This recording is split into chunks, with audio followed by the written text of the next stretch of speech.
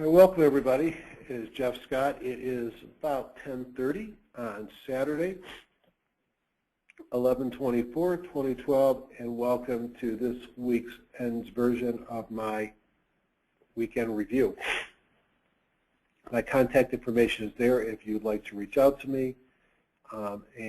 Congratulations to all my Buckeye fans who beat my Wolverines again.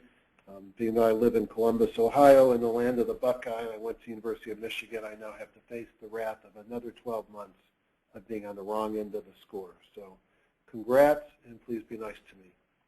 If you enjoy these programs, please tell your friends, because what will keep these going will be growth in number of people's using them on the various boards that I place them. Feel free to send your comments to me in my email, both positive and negative. I actually learn a lot from the negative comments. And basics, before I always start with a couple of comments. Get this working here. Oh, that would not be good if my mouse decided not to want to work for me tonight. Oh well, I can live without it. It just won't be as pressed as I would like to be. All right, so this is educational purpose only. Any recommendation is spiritual education, not investment advice. I'm a doctor, not a broker, and most docs lose all their money in the market, so take that with a grain of salt with everything I say. And I do this for fun. I don't get paid. I'm not representing any software companies. Anything I show you are my own tools that I use, and I do this because it's part of the review that I do each night before I go to sleep. What I need on my desert isle, besides high-speed internet, is I need a real-time charting platform. As I've said before, I have a big investment in indicators and systems for TradeStation, so it's difficult for me to want to give that one up, but I'm becoming increasingly fond of Thinkorswim, plus the price is right. I need something to analyze the market end of day, which is High Growth Stock Investor, although I do a lot of my things during the market with Thinkorswim. I use EdgeRater as a tool to help me understand what the market's doing, both from a backtesting as well as a end-of-day market timing tool, which I'll show you. I use seasonal analysis for a lot of different things as well, which I may or may not get to. And my gurus are Ian Woodward and Ron Brown, who have a free blog and weekend review, which I'll show you on the board in a second, and a four-fee newsletter and daily market updates, which are excellent. I've created my own style. Everybody has to have their own style. These are the folks that I've used, whether it's Alexander Elder, Van Tharp, Pascal William, Stephen Bigelow, William O'Neill, Morales and Katcher, but also Brown and Woodward. And I've taken their various techniques and thoughts, and I've created my own style. Ron Grinch is sort of unique, and it's what I look at as I go forward and looking at income producing. Got some great books and tools for covered calls and naked puts as a way of making income. Here's some of the websites that I use routinely. I make the mistake of saying buy, buy, buy, or sells when I look at stocks, but really all I'm saying is on Saturday night, based upon a pattern from Friday, that I'm going to put these on a list that I might consider doing something. I'm a top-down investor, which means the market's going to dictate what my stocks do. The sector or industry will help. And then lastly, what my stock says. So if the market opens down, I'm probably not buying. Even if the market's up, if something blows up in my sector, it's probably going to hurt the performance of my stock, although it might set up a drop and pop scenario. So much of what I do will be dictated by specific buy-sell setups I have, and more importantly, what the market does on Monday. The other thing to tell you is my style is I am mostly a swing trader. I'll mention GE and 3M tonight as potential things for my longer-term portfolio, if we still believe in mattress stuffers. And I'll occasionally trade in hours to a day or two, but usually it's because I've made a mistake and I get stopped out. It's not my intention. As usual, my agenda will be to do my update of what the market is doing, review my top-down investing approach, some shortcuts, maybe integrate with other programs, and I would expect this program will take me about an hour and a half in total to complete. Ian and Ron, Ian on the left, Ron on the right, are Woodward and Brown Investing, and they're the secret weapons of HGSI. They have a wonderful twice-a-year live meeting. Hopefully they'll continue this. The next one is in March. You can find out all about that as well as everything else at the website, www.highgrowthstock.com. Free weekly reports by Ron. When he does them are under reports. Ian's blog, which increases at times of market inflection, can be found there, as well as a free trial, including data feed with no credit card required, which is, in my mind, relatively unique in this marketplace. Lastly, you may wonder, why do I spend half of my discussion almost every week on what I think the market is doing? It's because the market's 50 to 70% of what my stocks are going to do. And I need to know where this market is to know whether I'm short or long and how much protection I'm buying, how big my positions are, and where I place my stops. So I think we're kind of where that red circle is. We had a sell-off. Now, it may turn out that we're about to go higher. No one says it has to go all the way back down to ambivalence. Or, we've got three things that can happen here. We can go up, we can go down, or we can go noodling about the same. My guess is we're going to do the latter and trade in between the major moving averages. But I'll make my point in a few minutes. If I think back to last week when I did my review, I was probably too bullish. Turned out I was right. The market did very well. I'm a little bit less bullish this week, and mostly because I think we've got some resistance that we're going to be coming up against soon. That said, I feel a lot better about my portfolio this week than I did last week, and this was a very good week in the market. Still will be news driven. Bernanke making dollars is good for stocks. If the euro goes up, it's good for stocks. If Europe does something good with Greece, it's good for stocks. If the fiscal cliff gets any good hints that things are going to happen, good for stocks. And then the corollary, all those are bad for stocks. Weakness in the euro, concerns about France, Greece, other euro countries rather. Fiscal cliff, some of the dissension in D.C., all can be bad for your stocks. From a seasonal perspective, it's a good time to be in the market typically. So I'd like to do a number of things to get a sense of what the market is doing or what the market did. So I'm going to look at EdgeRater, and I'm going to look at our performance from last week to start. So in EdgeRater, those who have been following know that I like to take advantage of their tool that allows me to break up the market by %B. And if we think about the Bollinger Bands as defining, let's put the Bollinger Bands on something.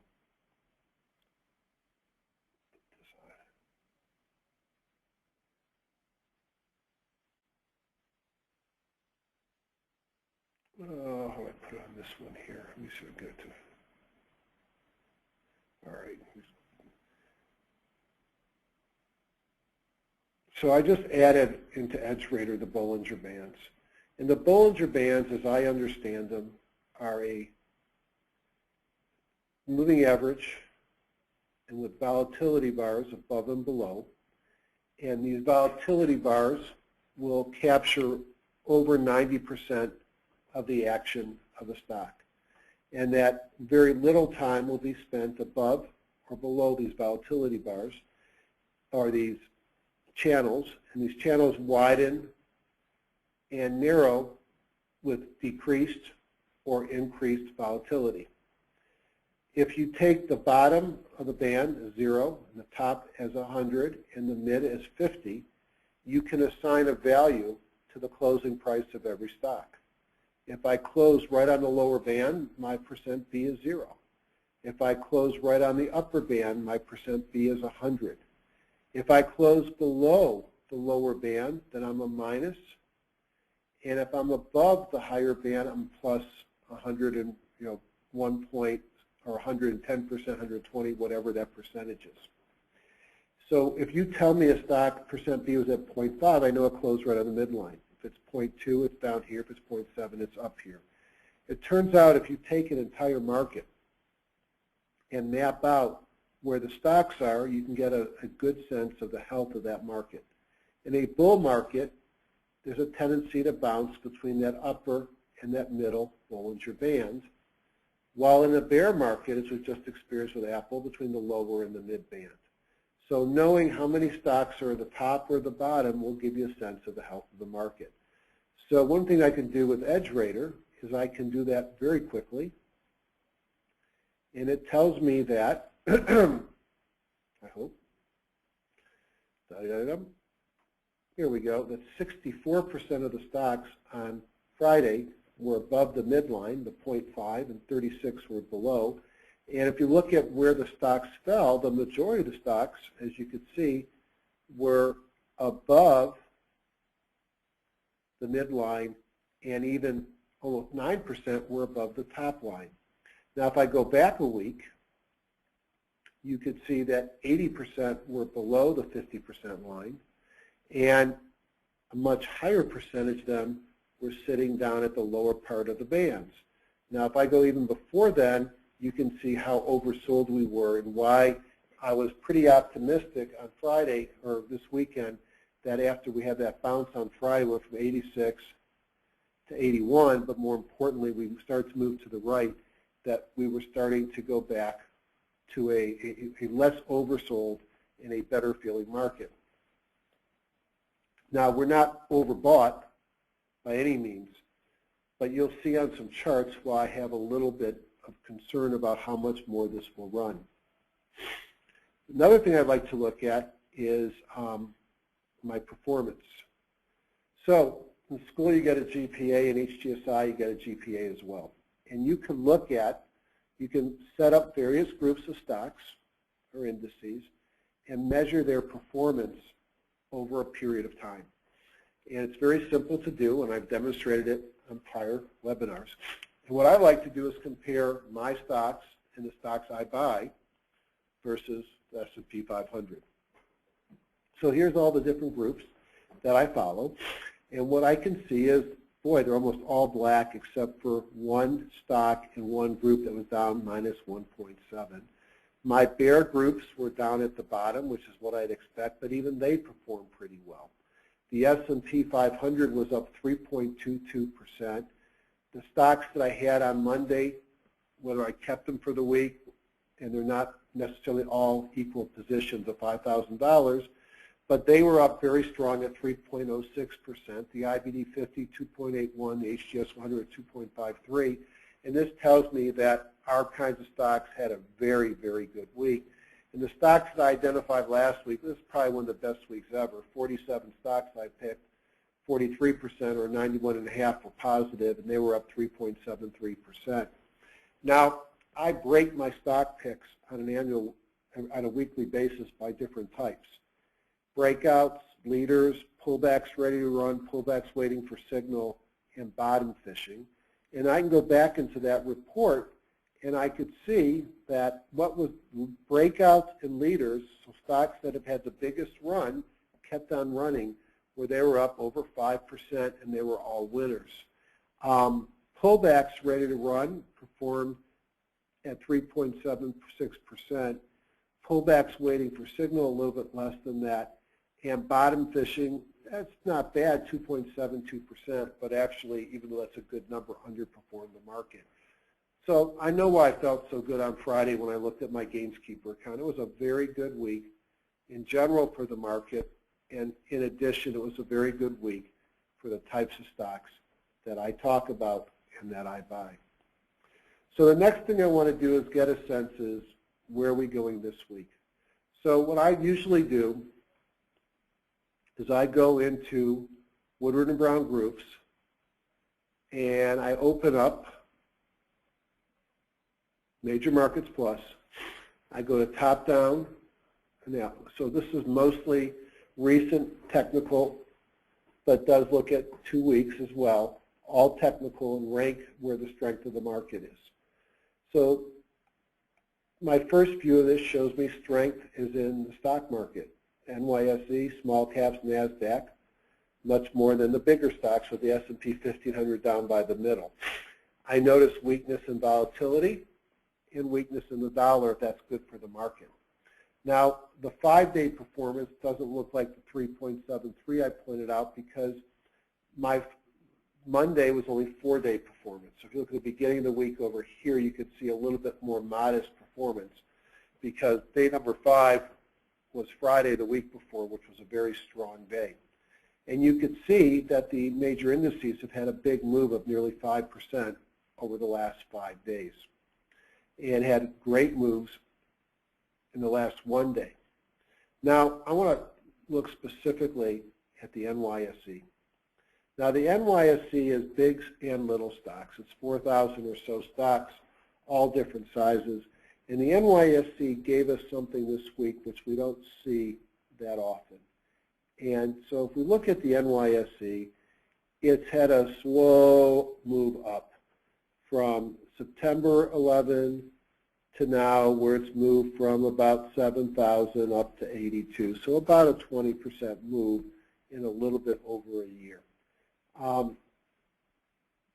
It had pulled back aggressively, in fact breaking on this day here, deeply below the 200-day moving average. Had a low close doji the following day. So this was Friday, Wednesday, Tuesday, Monday, Friday, Thursday. So Wednesday of a week ago was a very tough day in the market. Doji on Thursday, up day on Friday, and then a big gap up on Monday, sort of confirming the bullish sentiment that I had. It's healed a lot. It got above the 200-day moving average, and now it faces what will likely be resistance at this 50-day, which is why I'm a little bit concerned about the market. You can see 50-day was resistance, resistance, it broke above it, support, support, support, support. And what was support often turns into being resistance on the way back up. So I have some concerns there, but something else happened this weekend, which is this thing here called a Eureka. Haven't talked about one. As you can see, there's not many of them. And just go to my little definitions here. This is something that gets us excited in high growth stock land. Sweet music to the bull's ear. It's a major heads up.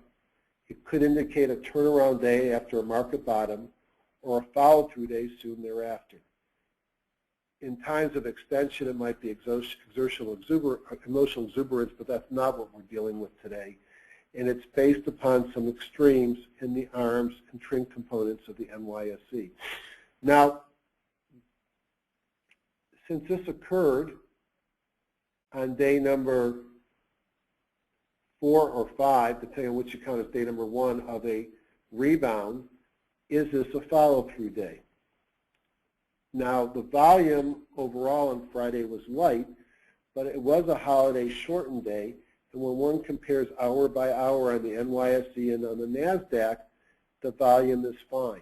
So it was a higher volume day, and in fact, it looked like it was a higher volume day than it was on Tuesday. Now, I often go to my Bible, and my Bible is investorsbusinessdaily.com for questions around this. And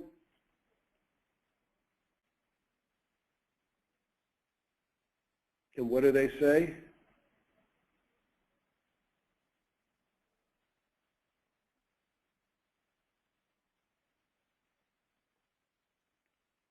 Okay. The higher volume trend coupled with indexes gains Friday resulted in a follow-through. This acts as a bullish signal on the 5th day of the market's rally attempt. So market is now in a confirmed uptrend according to IBD, which is further evidence of strength in the market. So for the bulls out there, that's a pretty strong signal. The Eureka and the follow-through day is commented on investors.com and in Investors Business Daily. So if you're bullish in the market, you've got something to like.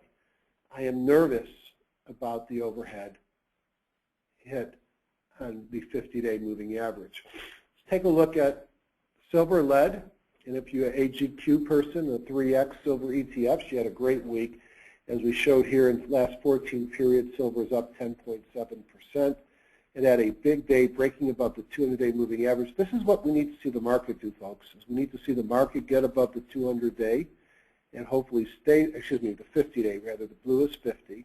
You see, get above the 50-day and stay there with everything turning green, and then I'll be much more optimistic. I just don't think we're going to get there right away. I think we might have to go sideways, but a very strong day on silver. We look at the NASDAQ, and the NASDAQ not as healthy as the NYSE. A very deep pullback, 12% in 38 days. It's now had a nice move up there, but now it's going to be challenged by not just the 200-day moving average, but also the 50-day moving average it'll have to get above. And if you look at support, and lots of support, it would not shock me to see some resistance in the NASDAQ at that 200-day moving. So we closed at 29.67 among friends. The 200 is at 29.85, so that's 17 points away. And the 50 is at 30.40, which is 34, about 75 points away. So for us to go higher and take out the late summer, early fall highs, you're going to have to see this market get some really good news to power it above those moving averages. Since most of the earnings are done, you're going to have to see that probably come in news, and maybe it comes because of fiscal cliff discussions and maybe strength in the euro. S&P 500, a little bit stronger. It's bounced above the 200-day moving average and has the same challenge where the close was 1409, and that blue 50-day moving average is at 1426. That's about 17 S&P points. So very bullish move this week, very exciting. Love the follow-through day. Really worried about this resistance that we're going to have to get through. Doesn't mean we have to go back down. We could bounce back and forth in the trading range between the 50 and 200, which we've done several times in the past, or we may just go sideways along one of the two lines before we break above or below. I like to look at the S&P 1500 because it gives me a composite of the 600, which is small, the 400, which is mids, and the 500, which is large. And we can see it was down 9% over 43 trading days from the September highs. It's nicely above the 200-day, but like the others, has to challenge here with the 50-day not too far above it. So I'm a little bit concerned about how high we can go, but I don't see something that says we roll over and we get trashed. Now, what's driving the market? The dollar. As I've said several times in the past, the dollar is sort of inverse to the market, and as we predicted on these calls, it would go up, test the 200. If it failed, pull back down to the 50, which is exactly what it's done.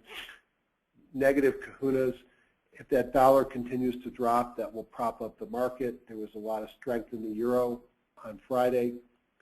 And then volatility, like the dollar, has come down hard off of the 200-day moving average, which has been resistance the entire way down, and will struggle, which is good for the market. So I guess if I put all this together, great week last week. Great week starting from the Friday before. Still have upside room, but concerned about that 50-day moving average above several of the indexes. Follow-through day is in our favor, and this will still be something that is heavily news-driven. All right. Shut this down. And what do I want to look at now? Let's just take a look at the NASDAQ on TradeStation so I can point something else out. I'm a big fan of TradeStation, and one of the things I like about TradeStation is you can go to the TradeStation users forum, look up earnings per share indicator, or the guru wrote it, and you can get an ELD that allows you to populate it with the earnings dates. So you know what has impending earnings, because in this market, missing earnings punishes your stock. So just want to point that out to everybody. Let's just take a look at the NASDAQ using Elders indicators. get an idea that we do this most weeks, so I like it for consistency. This last week, I think we talked about on Sunday that it had pierced the lower line. Here's the lower envelope, and that once it gets below the lower envelope, it likes to rebound above. I also talked about blue being a potential buy, but that it was still red on the weekly, and on it was blue on the monthly. And what we ended up doing was really a big jump, turned to green on the indicators, heading up towards that upper bar here at 3021, which will get probably correspond close to that 50-day moving average. The weekly turned blue, and the monthly remains blue. So this is on a buy as far as I am concerned. So my biggest concern is that 50-day moving average sit above a lot of our stocks and our indices, and sometimes I just wonder how far I can go with that sitting on top of me. So on that note, let's move on to our sector analysis as part of our top-down investing approach. So I'll move from markets down to industries. I'm going to leave it in top-down for just a second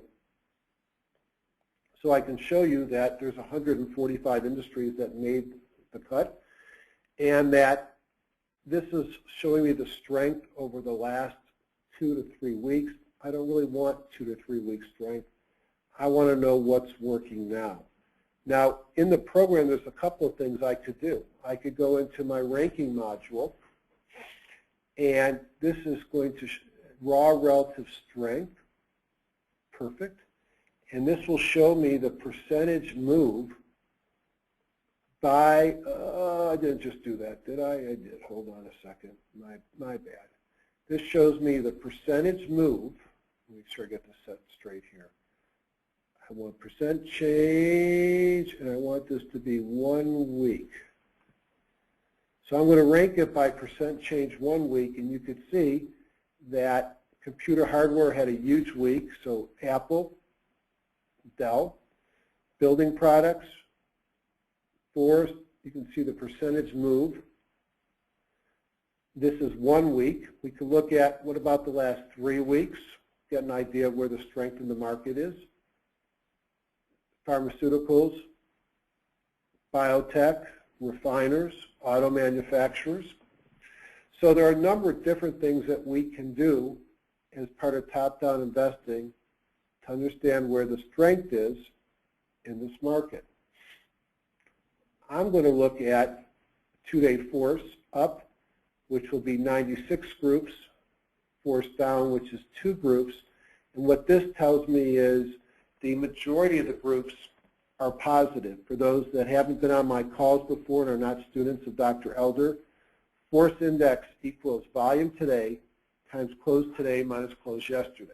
You plot this over a period of time, and then you apply a 2-day and a 13-day exponential moving average to it, and then there are specific rules. You can pause the video and see them.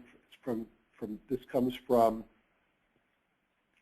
John A. Sarkett, developer of Option Wizard, put together the 7 rules and rules that we actually follow in HGSI.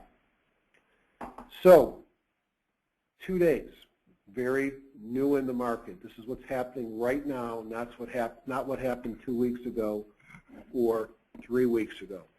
So, a little bit surprising to see that all of a sudden that semiconductors made it to the list. So I'm going to start by looking at the semiconductor index, and you'll see why I'll say a bit surprising, because semiconductors have been in a serious downtrend. Although it looks like the last 4 weeks I missed an uptrend. Okay, so let's take a look at what's the best of the best. And I like to look at what's above the index. So Intel Corporation, the CEO announced they're going to leave. What I've seen with stocks like Amgen, sometimes that's enough to make a stock stop falling.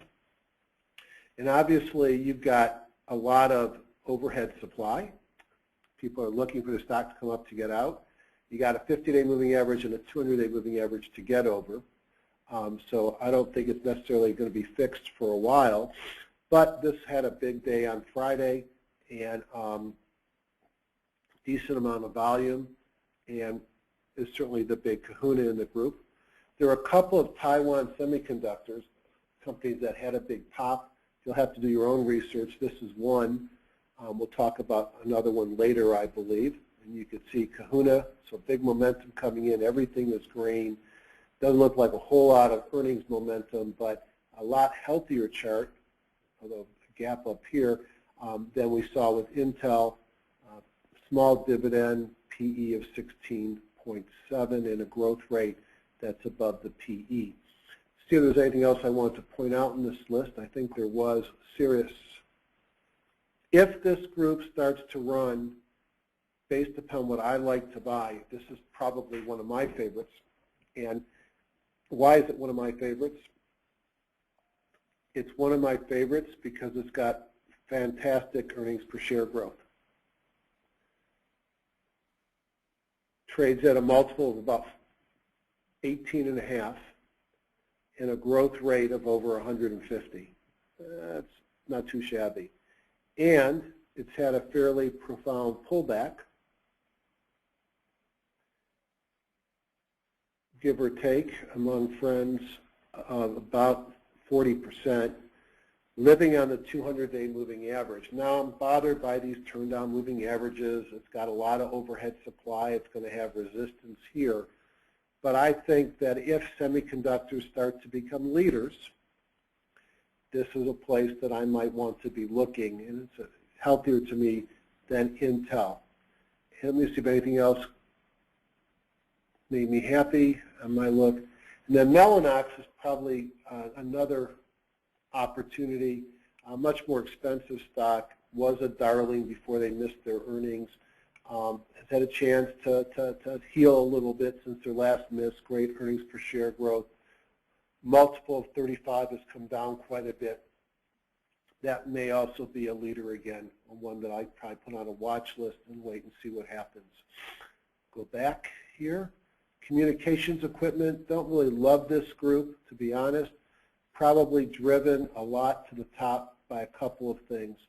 You had a couple of stocks that had some decent moves. And you got huge volume in these stocks. RIM, Cisco, Qualcomm, we'll look at them very quickly. RIM has been in a horrible downtrend for quite some time. The upside on RIM is that BlackBerry 10 is coming and there is some interest there. Now, it's not a whole lot of overhead supply up here. It's above the moving averages, and so maybe there's reason to be bullish. Everything is green. I see all the negativity there. I'm not a buyer, but I'm sure there are people that know the stock that might find it attractive and not just news-driven. The next one on the list was Cisco, and both Cisco and Qualcomm have busted above their 200-day moving averages. I like to look sometimes at weeklies, and even though everything is green here, here's a stock that I'm still concerned about, this 200 weekly moving average, which has been resistance in the past. And so therefore, maybe Qualcomm might look a little bit better. And Qualcomm, as you can see, has a similar pattern. If I take a look at the weekly, though, it's way above the 200, not below, which I find more attractive. So Qualcomm is probably a little bit early for my taste, but it's broken above the 200-day moving average. Everything is green.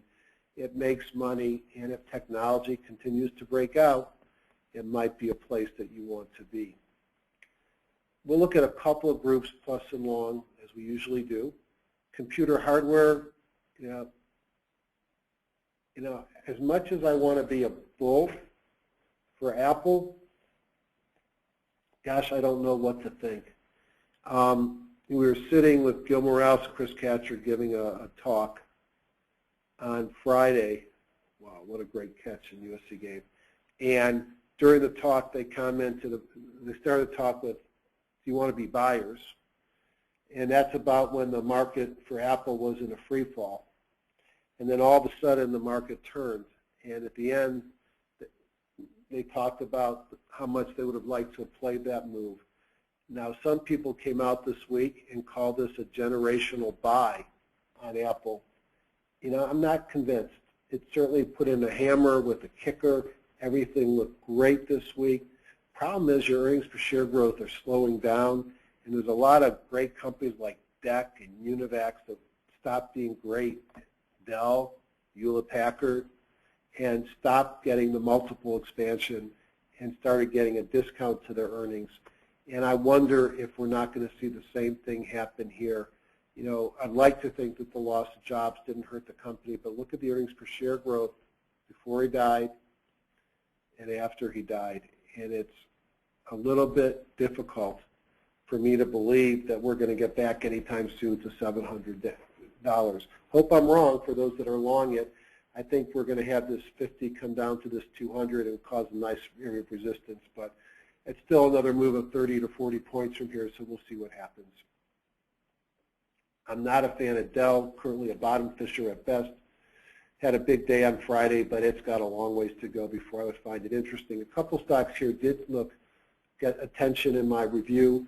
Stratasys is one that's been on a lot of people's lists. Everything turned green, sort of a shallow saucer pattern here. It's got earnings per share. Looks like it's breaking out and running again. I'm not thrilled with its earnings per share growth, but it has some earnings. Had a pocket pivot on Thursday, a kahuna earlier in the week, popping up off the 50-day moving average. And the other one that seems to have a lot of attention is 3D Systems. This one's been a rather sloppy stock of late. I'm not that excited. It shows up on a lot of the smart groups.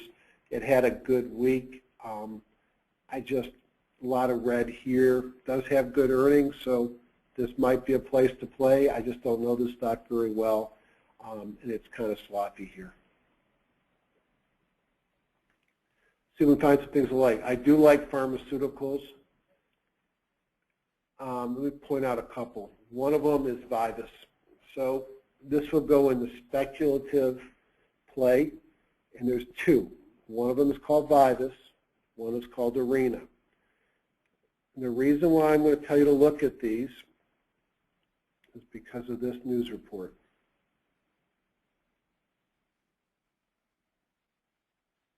By 2030, 42% of U.S. adults could be obese. That adds $550 billion to the cost of health care over that time. And these two companies have just had approval for first drugs approved for obesity in quite some time. And Aetna came out and said they'll cover them. I think this is going to lead to a rally in both of these stocks. And Vivus had a good day on Thursday when that came out, gave back a little bit on Friday. Unfortunately for Vivus, it's a pretty ugly chart. Arena, not so ugly. For disclosure, I have a position in Arena, and you could see Arena's been basing, had a couple kahunas in the last 10 days. Earnings per share coming into the stock, I'm probably more interested in this one, and I do think this obesity story is a big deal. One of my favorite patterns of the week goes in my category of pullbacks ready to run, and I'm going to stick Abbott in there, not a speculative play. This is a long-term holding of many folks. Makes money, earnings per share growth is sort of tepid, but not zero. And pullback to the 200-day moving average, and then it took out the 8-day exponential and the 17 on Friday with the kahuna, probably a little early here, but caught my attention. So that's my driver to get in the stock. I know where to put my stop, maybe right here. So I'm not risking a whole lot of money. And why else do I like it? It pays a 3.2% dividend. Now, there's probably a lot of fans of Pfizer. Pfizer, similar pattern, although it didn't get down to the 200-day moving average. And Pfizer, 6% dividend. I hope my phone's not going to die on me tonight. All right.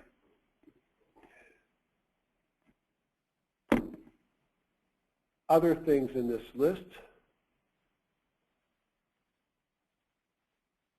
that I thought were interesting is Questcor. This is probably a little bit more speculative and probably not for the faint of heart. Very deep pullback on bad news about coverage, but good earnings per share growth is sort of based, had two kahunas come into the stock. It's one of the few stocks in the market that has really nice earnings per share going forward. So I'm going to run and get another phone while I'm talking. So the news on Questcor was sort of the opposite of the news on Arena and Vivus, where they had some coverage concerns brought by a sell-side analyst. This analyst has a tendency to smack the stock down whenever it has any kind of a run. So my concerns in buying it would be that if it's having a run, they're going to smack it down again. So I guess it's something you buy at your own risk. But I do like the pattern, and I do like the earnings per share growth. Hopefully I didn't drop off as I just switched telephones, and I'm back to my desk. Let's see what else might look interesting. Whoops. That can't be good in this market.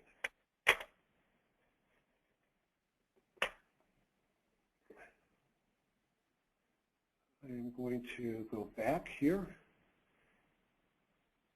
Biotech is another of my favorite areas. Those who have been on my calls know that, and I'll spend a few minutes here. Probably my best pick last week was Regeneron.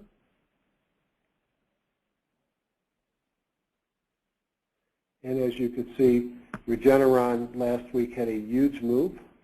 It's got great earnings per share growth powered by multiple new products. They compete with several of Genentech's projects. Number of kahunas on big volume coming into the stock. Trades at a high multiple of 82, but also a very high growth rate.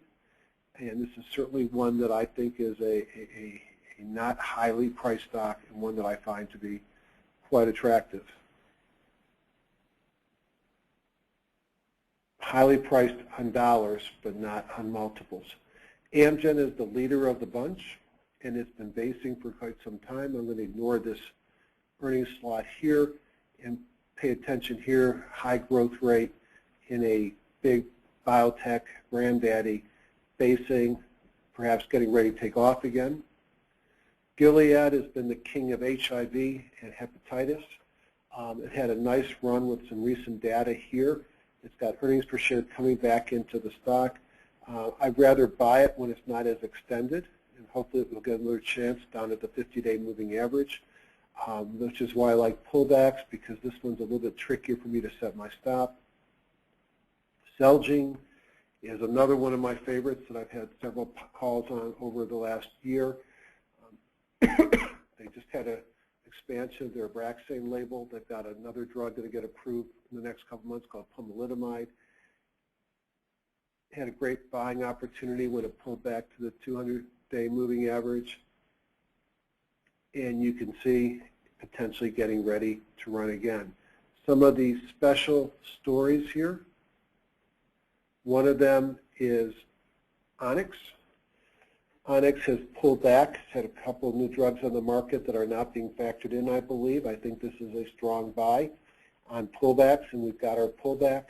As you can see, it doesn't make money yet. They just had an approval called Kyprolis and one called Regorafenib, one for myeloma, one for colon cancer, and I think the prices are not reflected. High-priced stock, low-priced company. It's about a $5 billion market cap on some very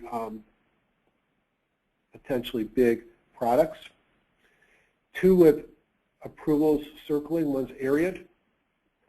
As I've said before, I buy these on deep pullbacks, and I stockpile them in hope of a approval of their product soon. Here's Ariad pulled back, product for CML, and the other one, again, these are not high growth stocks by name. These are stocks that I'm buying because of the story. The other one that's in the same little picture is right above it, which is Pharmacyclics. And both of these, when they get their drug approved, have a high likelihood of being acquired. Deep pullback, not buying this on earnings or growth rates. We're buying it on a story. Probably has a market cap of about $4 billion, $3.7 billion, and a potential blockbuster leukemia drug. What we're looking for is we're looking for one of these. Now, I talked about buying Medivation recently on the pullback, but Medivation is basically, I didn't do that the right way. I don't want to go that far back. So Medivation was a stock that was a penny stock, not a penny stock, but a cheap stock. And then news came out that their drug looked positive. And then we get to June at ASCO and watch what happened. Data gets presented here, and now you got a stock that just runs up steady until it gets approved. And that's what we call a lower left, upper right. And I believe that Ariad and Pharmacyclics are the next innovations. That's one man's opinion. Another one that I like, and I'm currently not owning, but I have owned off and on, is Affymax. And Affymax had a, as you'll see, a great run after positive data and an approval. Pull back to the 50, the 8, and the 17 in a squeeze, and running again. I'm concerned about its lack of earnings, but I think that that's early in its life cycle. They've licensed the drug ex-US, and I think in the US to Takeda, and it will be interesting to see how this stock does, but I like the fact that it pulled back. See what else was there on the groups, as I'm starting to get a little bit of fatigue. Home builders, they've been leaders, as we talked about last week, probably going to run again. Here's Pulte Group, and you can see that Pulte Group continues in a steady run. Had pulled back, would have been a nice buy on this pullback, and it's moving again, as is Lennar, I believe, is the next one that will come up. And this has been a good place to have purchased stocks as well. On the downside, let me just point out oil, glass, exploration, integrated oils are up here. Refiners are in the mix right here. So there's a lot of energy stocks made the list. Gold made the list. Steel made the list. Apparel stocks made the list. So there are a lot of positive groups here if you believe this market is going to continue going up. If I go to the force index down, one can see only 2 groups made it. Specialty stores is sort of a hodgepodge of different retail stores, jewelry stores. Don't really know much about these. Don't really buy jewelry stores. Yeah, certainly looks ugly with a deep break below the 50-day moving average. Don't know much about these, so I'm not going to comment on them. But I do know about the next, since I like to buy toys, and I don't know why anybody would want to be long Best Buy unless you think that the old CEO is going to actually get the money so he can buy the stock at a premium to where it's trading at now. But this is sort of the death spiral of the company. Used to be a great company, loved their flyers on the weekends. Right now it's a showroom for Amazon. They don't get paid for being that. So that's how I look at the market and the indices. I like to do a number of shortcuts. Let me spend a few minutes doing those before I get too tired and I say goodnight. One of the shortcuts I do is called a group inclusion filter. And in the group inclusion filter, I will go into my designer. I will go into the smart groups.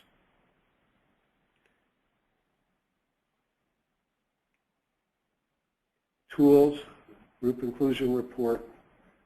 I'm going to clear, and these are pre-programmed lists of some of the best stocks in the market that are done for you on a nightly basis. So my assumption is if it's a great stock and it makes it into multiple lists, so the more lists, then it should be even a better stock. So if I'm going to look at what made pocket pivots and what made best of, how about those in demand, best criteria, ERG 240, growth, high growth leaders, quarterly EPS, strong EPS, and I'm just playing right now, by the way. And I'm going to put this into version 2. I did this once before today. Hit OK, and it's going to identify some of the best stocks in the market. And so these are the stocks. We'll look at Cooper Tire as a leader. These are stocks that made it to the majority of lists. And let's look at the top 10 before we say goodnight,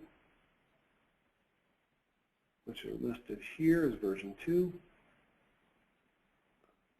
Some of these we've looked at before. This is more of a bottoms-up approach, which are the stocks that made it through the top hot list.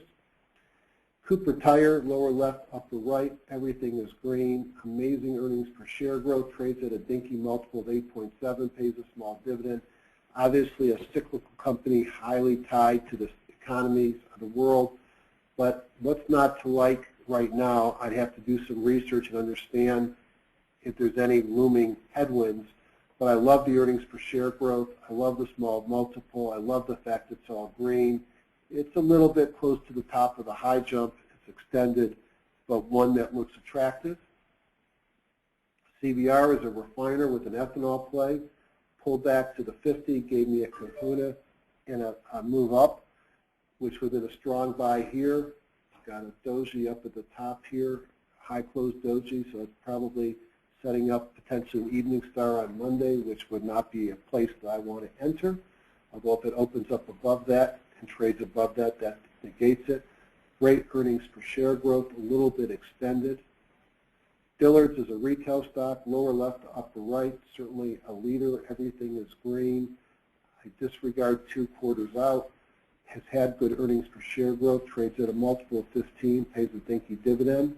Might be attractive to some. Eagle Materials, love this stock. It's made it to this list forever. It's a cement maker. As home building recovers, I expect Eagle to continue to do well. Everything is green, great earnings per share, trades at a high multiple of 47 and a small dividend, but a growth rate much higher. Very bullish on that stock.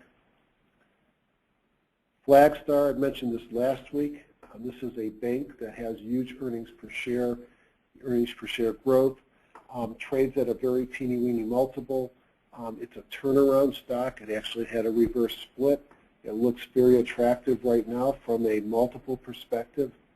It has a multiple of 13. Only 2% institution held. I don't know anything about this bank. I just get interested in a stock that has a multiple of 13, that has earnings per share growth in the hundreds.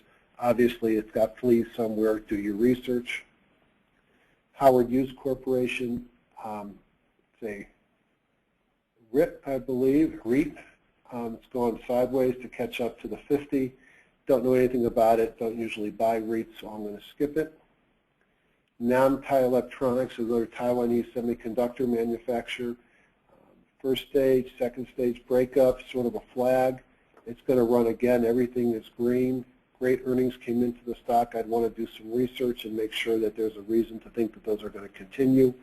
But I love the stock pattern. Is there enough volume for us to look at it? 700,000 shares a day? Absolutely.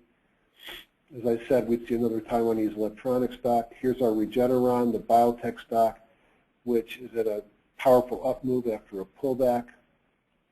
Santeris is a small biotech, sideways, everything turning green. Looks like it must have something causing it to turn around with some earnings per share growth. Don't know much about this one. Certainly something you might consider, lower left to upper right. It's a good place to buy off of the 50. Everything green. Stratasys we looked at is that shallow saucer pattern in the technology stock. So basically what I just did was using the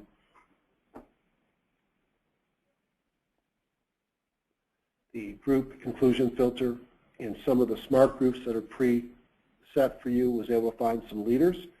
And then lastly, another way, if you don't have a lot of time and you want to find some of these great stocks, you go up into HGS reference groups, all securities, go into view, go into HGSI strategies, Woodward and Brown, reference library, come on down here to miscellaneous, open up sprinters, and you'll see some great stocks to look at. Some of these we've already looked at before. These are typically stocks that are extended and leaders with good fundamentals and technicals, and the kind of stocks that you might be interested in buying. One or two here that I remember from my review this week. Louisiana Pacific is, I believe, another stock involved in building. It's a forest products wood maker. Someone's got to make the wood for all these new forests, does not pay a dividend. Some huge earnings per share coming into this stock. Turnaround stock where it was losing money, had a big jump in revenue and earnings. That looked kind of interesting to me. And USG, whatever gypsum is, US Gypsum, it's involved in home building, and like other home building stocks that had a deep pullback, we were able to buy it off the 50, and it's had a nice move up. Everything is green, still has some good earnings per share growth or turnaround, and with some positive earnings coming in the next couple of quarters. That was very attractive. Virgin Media, don't know this company from Adam. What a beautiful lower left, upper right pattern, a couple of recent pocket pivots. Everything is green. Has huge earnings per share growth. Ignore this one. Probably worth doing research on. As I looked through other resources, I saw a lot of earnings coming into this stock going forward. Lastly, so all I did there was took all securities and put a very strong view on to find many of the leaders that we've already looked at today and others similar. Lastly, let me just look at my buys and see if there's anything here. If anybody wants to take a picture, I want to go to scorecard. No, next. So these were the buys that I picked at. We've looked at Cooper Tire, Holly Frontier as a refiner, so similar to CVI. Regeneron, Q-Core, Pharmacyclics, Eagle, Delix, another refiner, Mylan, generics, Dillard's we looked at, Mellanox we looked at, Flagstaff we looked at. CalAmp, I don't think it's got the earnings power going forward that I like to see, but I love the pattern of a stock that had run up and pulled back here.